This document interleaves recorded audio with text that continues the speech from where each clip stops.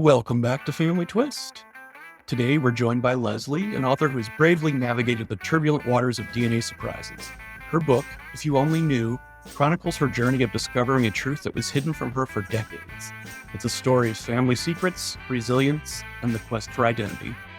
Lezlee's experience in the NPE world is one that will resonate with many of our listeners who have faced similar challenges in their own families. In this first part of our conversation, Lezlee takes us through the beginning of her journey, her shocking discoveries, and the emotional impact that followed. So let's dive right in and hear Lezlee's powerful story. Lezlee, welcome to the show. Thank you. I'm delighted to be here. I appreciate you having me on. Absolutely, yeah. Let's just dive right in. Let's talk about your discovery and how it happened. I think it started, and my book is titled, If You Only Knew, Navigating DNA Surprises and the NPE World. I'm sure that most of your audience already knows that an NPE is not parent expected and all that comes with that. But in case someone is listening that is new to the topic, but part of the beginning of the book even details the fact that when I was around 26, my father, that was my biological father, said to me, if you only knew. And that was the working title of my book later on, was If You Only Knew. People wanted me to call it Who's Your Daddy? Really glad I did not, because as I've gone through this journey, we're discovering, right, that mothers are a surprise as well. So glad I didn't go that direction. But my father would say, if you only knew, and if you knew what your mother had done, if you only knew what the lies she's told. So that started when I was about 26. I'm 60 now, and looking back, I now know, or think I know, the reason he was saying that was because that was at the time frame of my first wedding, the first time I got married. So now I know from talking to friends that the reason this started coming up was because it was who was going to walk me down the aisle. And that's where it got hot and heated, evidently behind the scenes. But look, moving forward, I was at a funeral. Things had been being said around me for quite some time. And I would go back to my mother and I would say, why is this person saying, that not even really my dad's my dad, just more things like, if you don't really know the past, you don't. And so my mother would just gaslight me through all this. She never would tell me the truth. And what was most painful when my discovery finally occurred was that my mother and I were very close. We were best friends. So that lying and deceit really came out and hit me hard. But I was at the funeral of my stepmother, and one of her sisters came up and said to me, oh my God, baby Lezlee, you're baby Lezlee. And I was going, I'm 47 years old. I'm not quite a baby, but yes, I'm Lezlee. And she made the comment, we've always wanted to meet you and we were not allowed to. That was where that 10-year process started, and me asking the questions and still going through. And I'd ask a cousin, and then something would be revealed. And so that's how it all progressed. And it took me 10 years through DNA testing to figure it out. Now, when your fathers first started making these comments around the time of your first wedding, were your parents, the parents that raised you, were they together? No. So they were divorced. Great question. My parents married right out of high school, and they had my brother. And so later they got divorced. My father had gone to the military, then came back. When he came back, they were still divorced. So my mom really didn't have an affair. They had a relationship, but not an affair. Neither one of them were married. There was nothing in there to throw any, they weren't being deceptive or adulterous, which really doesn't matter either anyway. But they were divorced. My father came back. None of this is in the book because I didn't know a lot of this, but he came back from the military and he went back to the home where my mother and my brother were living. And he found the man that became my biological father was there in the house with her. Okay. So that's how I eventually got the name of my biological father later from my birth certificate father. He's the one that told me. It gets convoluted. We always need a whiteboard, right, when we're trying to explain these things. But he came back, and then there was this man. Within that very short time frame, she had a relationship with my biological father. And then when my birth certificate father came home, they had sex and they had a relationship. And so when she discovered she was pregnant, it was probably really easier for her to say, I was my birth certificate father, who is my brother's biological father. And therefore the story goes on. But they remarried. And then I was only 6 months old when they divorced. And my mother married my stepfather when I was 3 years old, and he raised me.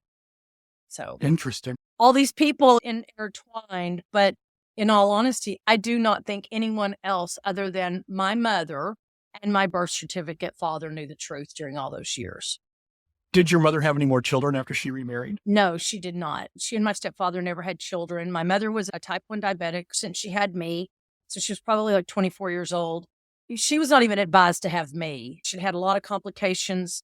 She'd lost a child and with the situation with her type, kind of think of Steel Magnolias. Right. And Julia Roberts type situation. Yeah. And so she never had any other children. So. What was your relationship like with your birth certificate father as a child, then, since you weren't in the same house? We did the every other weekend type situation. We visited him. Looking back, I think that underlying current was always there. That it was more of I think he was probably a little bit walking on eggs. He never denied me or he was my father.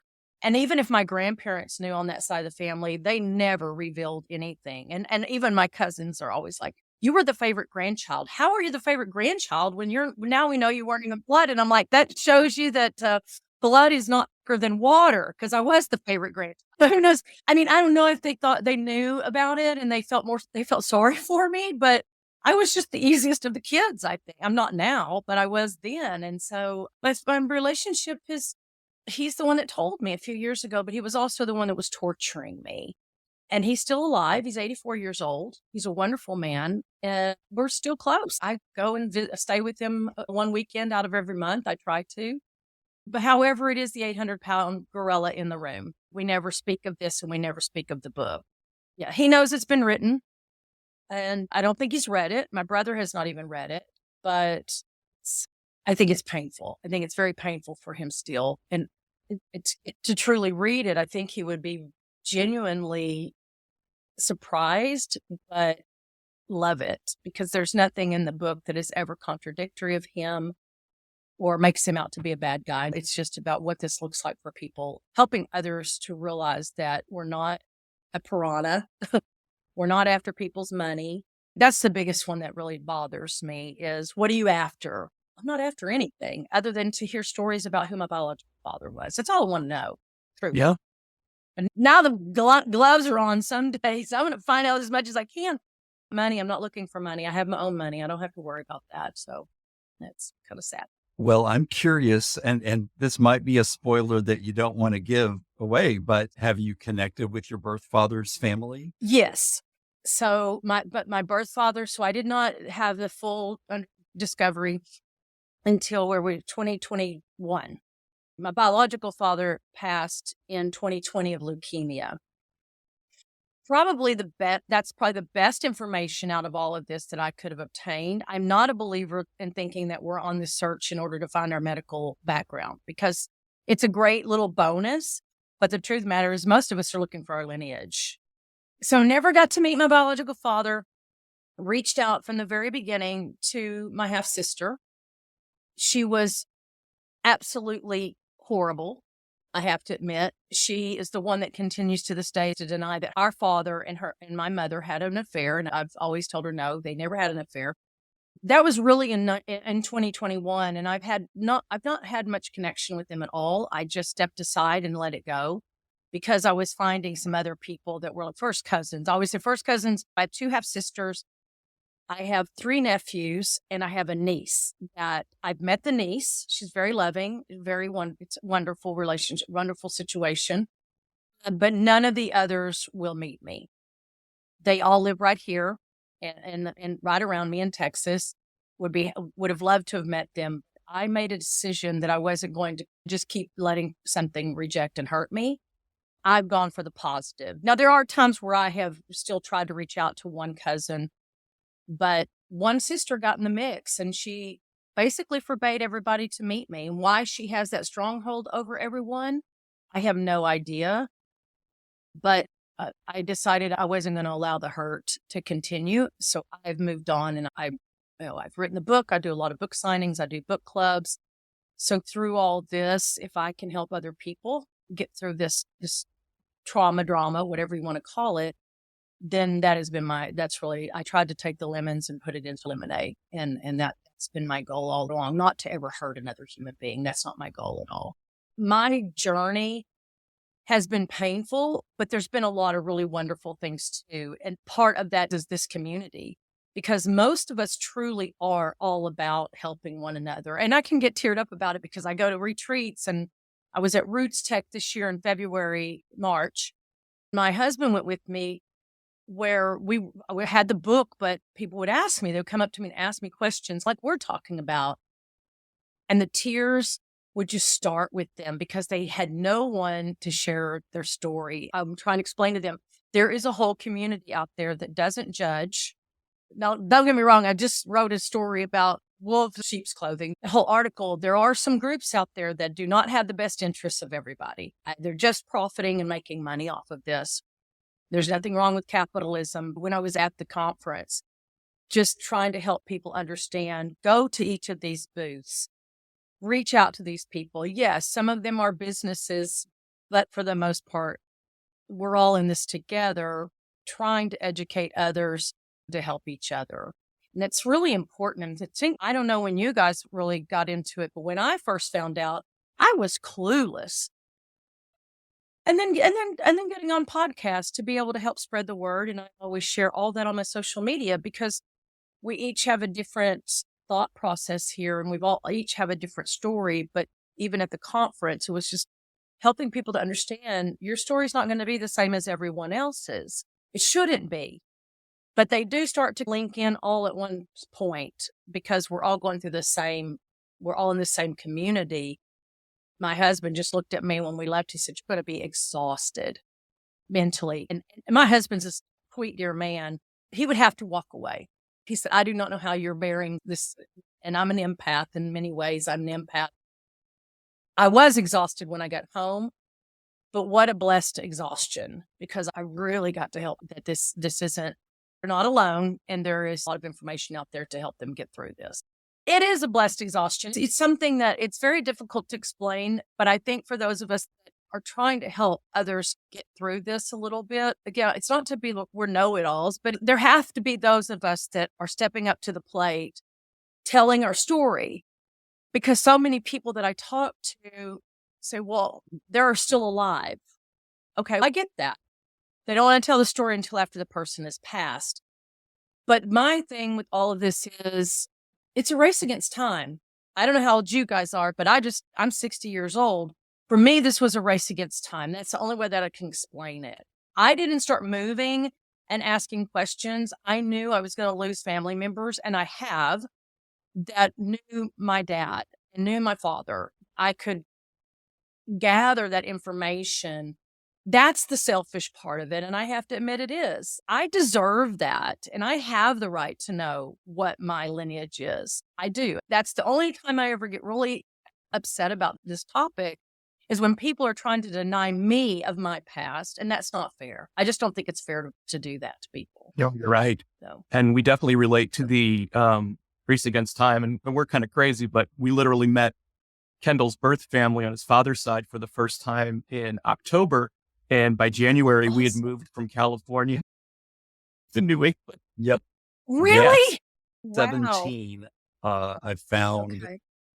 my family in August. We came to visit for the first time in October. And on the plane ride back home, Corey looks over at me and says, "We have to move there." It was January of 2000, and we were here. It was crazy. And, And is he still alive? Yep. My birth father turned 70 in May.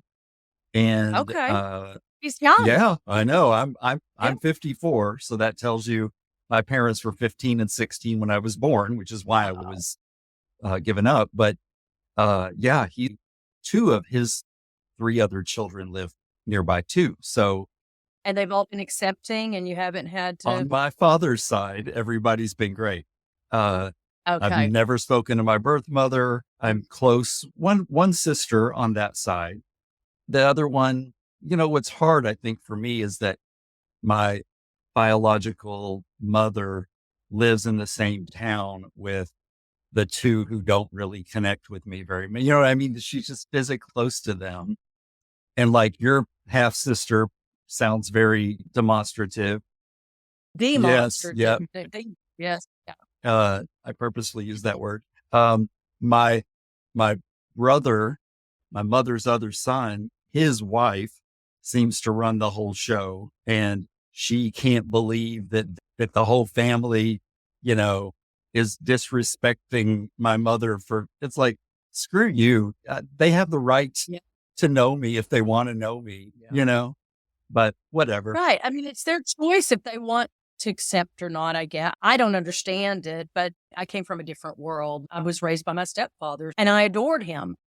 To me, blood is not thicker than water. Like you said earlier, picking your friends, your friends become your family. Many of us are closer to our friends as a family situation than we are to our own families, our blood families. But it just amazes me. I married my husband from Sweden. I already mentioned him. I have two stepsons that I didn't raise, but they're my sons. Yeah, right. My oldest son's only 9 years younger than me, but they're still my family. I think people are really missing out with not having more of an open-minded, loving mentality because you're just truly missing. I can beat that horse to death in the drum, but I can't convince people to change their mentality. But all we can do is chisel it away one chip at a time to help them understand not only the damage they're doing to themselves, but the damage they're doing to not parent expected or what we go through. Again, we're just the product of this situation. We didn't ask for this to happen because I did send one of my sisters. She's the one I've never been able to talk to at all. And the other sister banned her from speaking to me. I should have had it with me, but I wrote a very loving letter to her and said, I'm just trying to understand my background. And she did a return to sender, nasty stuff all over the envelope, and it came back to me. And you know what? I've laughed about that because she absolutely has no idea what was in that envelope. It could have been a check for $500,000 saying, here's my wealth. Here's where I came from. I don't need your money, but here, do something for your family. She has no clue what's in that envelope. I was actually accused by a first cousin that my book made them look evil. And I said, you didn't read the same book that I wrote, or this is in you. You're evil. You're evil. I can't help you. I cannot help you feel better about yourself if you're a bad person. That's on you. And I just told her, the shoe fits. It's your problem. But that is not what that says in that book at all.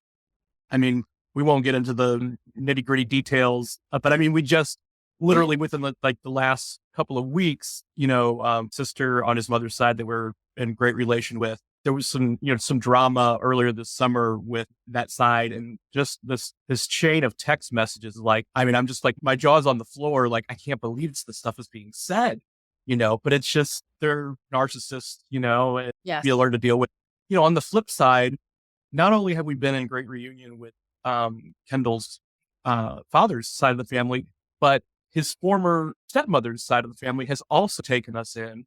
We just had a graduation party for Kendall's nephew, and I was sitting at one of the tables with Kendall's, former stepmother and one of her sisters and husband. And we feel like family, like we go to their Christmas party every year. Yeah. And why can't you, even if you just look at it as being friends, right? Yeah. You're just friendship. We all need friends. And that's awesome because I agree. I've had some amazing, wonderful stories as well, not just in the NPE community, but I met one of the most receptive to all of this, my 87-year-old cousin. Wow. Out of Command, Texas. She was such a delight. Invited us to Easter. This was a year ago. We had Easter Sunday with all that side of the family. She's the one that gave me a cookbook that my aunt had written. She gave me pictures of my grandmother and my grandfather. She was just wonderful. And this is what we talk about, race against time. I met her the summer of 2022, I believe, and she passed this Valentine. I was on my way to a conference and I stopped everything and I went to the funeral because to me, I wanted that part of the family to see how special it was that their mother, this matriarch had said, we're not denying this woman. We're not to her, a child, her truth. And that was her true belief. And she was a strong Christian. And she just said, no, we're going to love and we're going to accept. And I go back to getting emotional. She's my one loss that is just so tender for me because she still was my stories. She still was the person that was willing to share with me the stories and family. She's been my loss, but she's also been she was my biggest proponent of just, it's okay. This is good. And that cookbook, my aunt, that I never got to meet her, she was murdered on my birthday in 2018. Wow, what an incredible and emotional journey Lezlee's taken us on today. Her courage in sharing such a deeply personal story is truly inspiring. But we've only just scratched the surface, and there's so much more to explore. In our next episode, we'll dive deeper into the challenges Lezlee faced as she sought to connect with her biological father's family and the community that helped her find peace and healing. Trust, you don't want to miss it.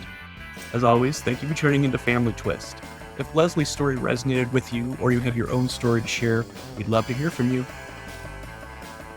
The Family Twist podcast is produced by How the Cow Ate the Cabbage LLC, presented by Savoir Faire Marketing Communications, and features original music by Cosmic Afterthoughts.